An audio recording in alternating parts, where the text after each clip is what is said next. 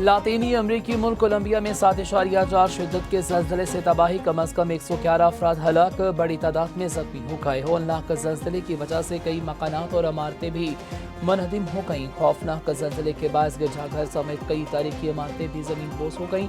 ज़लज़ले के झटकों से 6 हवाई अड्डे तबाह, फ़ज़ाई ऑपरेशन मुअत्तल, बड़ी तादाद में लोग इमारतों के मलबे में दब गए। अब बात बढ़ने का खदशा है। कोबादो और परेरा नामी शहरों में ज़्यादा तबाही हुई। ज़लज़ले के झटके हमसाया मुल्क एक्वाडोर और वेनेज़ुएला में भी महसूस किए गए, जबकि अमरीकी जियोलॉजिकल सर्वे के मुताबिक ज़लज़ले का मरकज़ चोको खित्ते में मौजूद सान होसे डेल पल्मार था। ज़लज़ले की गहराई 42। मक्का मुआहिदा किसी मुल्क के खिलाफ जारियत के लिए नहीं, बल्कि मक्का दिफाई मुआहिदा अमन, सलामती और खुशहाली के लिए है। वज़ीर आज़म शहबाज शरीफ का कबीना इजलास से खिताब, कहा मक्का मुआहिदा पाकिस्तान और सऊदी अरब के दरमियान मुआहिदे की तौसीह है।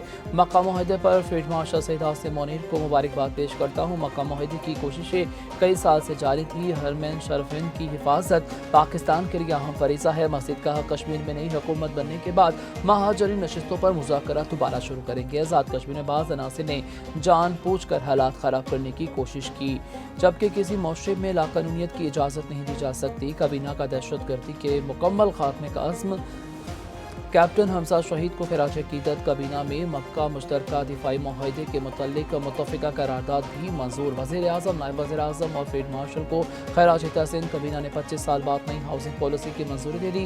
रिफाइनिंग पॉलिसी, तवानाई कमेटी और ECC के फैसलों की मंजूरी।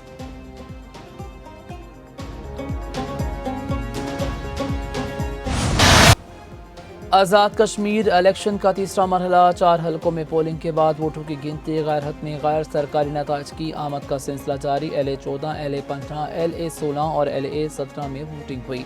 LA 14 बाग 1 से जम्मू कश्मीर अवामी दस्तोबाजू के साजिद इकबाल 40,474 वोट लेकर कामयाब हो गए। मुस्लिम कॉन्फ्रेंस के सरदार अतीक अनीस 1,234 वोट लेकर दूसरे नंबर पर रहे, जबकि LA 15 बाग 2 से पीपल्स पार्टी के ज़ियाउल कमर 17,025 वोट लेकर आगे। मुस्लिम लीग के मुश्ताक मिन्हाज दूसरे नंबर पर।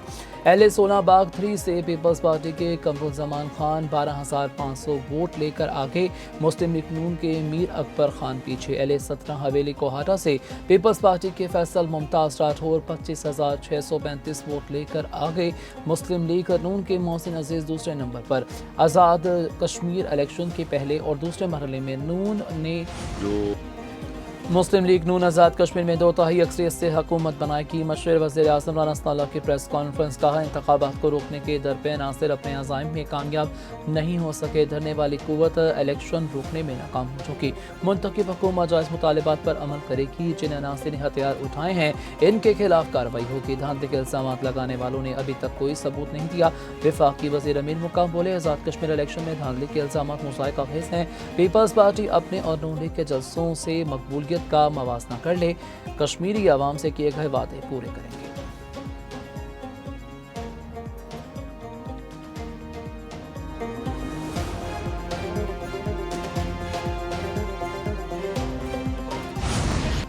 पीपल्स पार्टी ने आज़ाद कश्मीर इलेक्शन को धांधली ज़दा और 2 नंबर करार दे दिया। पंजाब हुकूमत को भी निशाने पर रख लिया। कलवशा खान ने कहा कि आज़ाद कश्मीर में तारीख का मतनाज़ा तरीन इलेक्शन है।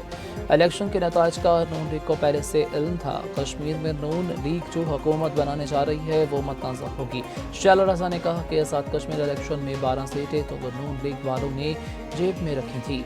लाहौर से बाहर जाएं तो कई इलाके डूबे पड़े हैं। शर्मिला फारूक की बोली कि पंजाब में क्राइम कंट्रोल करने वाली CCD डेथ स्क्वाड बन गई है।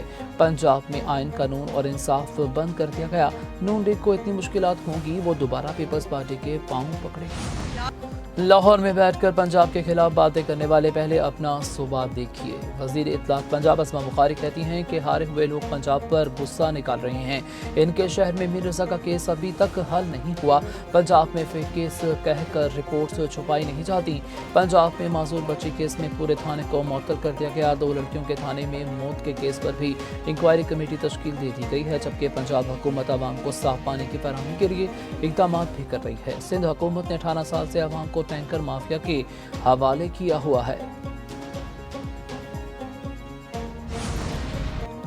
میر رضا قتل کیس نئی تحقیقاتی کمیٹی کا 5 گھنٹے طویل پہلا اجلاس سابق تحقیقاتی ٹیم نے اب تک کی پیش رفت پر بریفنگ دی تحقیقاتی کمیٹی نے میر رضا کے والدین کے بیانات قلم بند کیے تحقیقاتی کمیٹی میں مزید 2 افسروں کو شامل کیے جانے کا امکان ورثہ کی ڈی ایس پی اور انسپیکٹر کو تحقیقاتی ٹیم میں شامل کرنے کی درخواست میر رضا کیس میں دفعات 365 302 اور 201 شامل کر دی گئی ہے دوسری پوسٹ مارٹم رپورٹ کے بعد تحقیقات نئی ٹیم کے سپرد کی گئی D I G crime and investigation Aamir Farooq نئی کمیٹی کے سربراہ مقرر کیے گئے دوسری جانب میر رضا کیس سے منسلک گلستان جوہر کے گیسٹ ہاؤس کی تفصیلات سامنے آ گئی بنگلہ کرائے پر حاصل کر کے گیسٹ ہاؤس بنایا گیا پولیس نے گیسٹ ہاؤس کو سیل کر کے عملے کے 6 ارکان اور مزید 4 افراد کو حراست میں لے لیا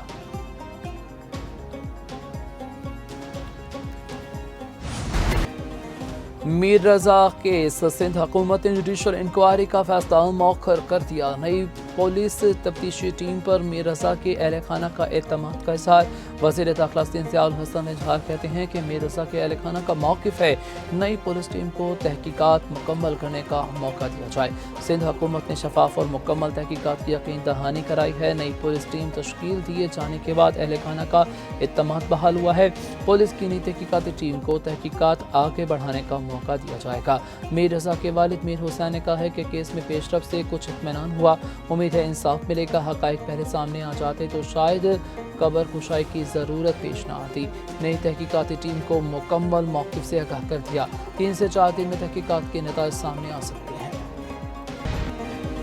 ججز تعیناتی اسمبلی کی منظوری نہ دینے پر درخواست میں اہم پیش رفت اسلام آباد ہائی کورٹ نے اپنے تحریری آرڈر میں اہم تبدیلی کر دی اوپن کورٹ میں جاری عدالتی حکم کو تحریری آرڈر میں تبدیل کر دیا گیا اوپن کورٹ میں صدر اور وزیر اعظم کو سیکرٹریز کے ذریعے نوٹسز جاری ہوئے تحریری آرڈر میں صرف وفاق اور سیکرٹری وزارت قانون کو نوٹس اسلام آباد ہائی کورٹ نے وفاق اور وزارت قانون سے آج تک جواب طلب کر لیا